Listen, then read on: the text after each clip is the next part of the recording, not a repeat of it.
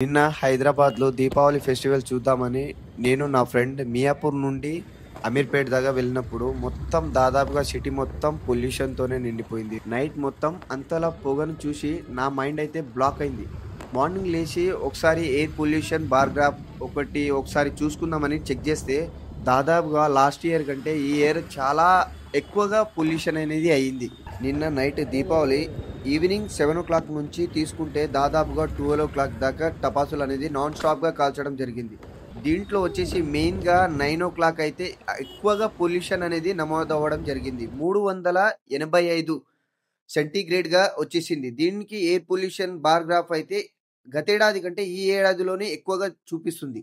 Deepavali festival Delhi చూస్తే air pollution వచ్చేసి ప్రమాదకర స్థాయి చేరింది. యావరేజ్ ఎయిర్ క్వాలిటీ ఇండెక్స్ దాని ప్రకారం వచ్చేసి ఈరోజు మార్నింగ్ వచ్చేసి 451గా నమోదయింది. ఇలా దీపావళి జరుపుకోవడం వల్ల మన ప్రకృతికి ఎంతగానో మనం పొల్యూషన్ స్పాన్సర్ చేసినట్టు అవుతున్నాం.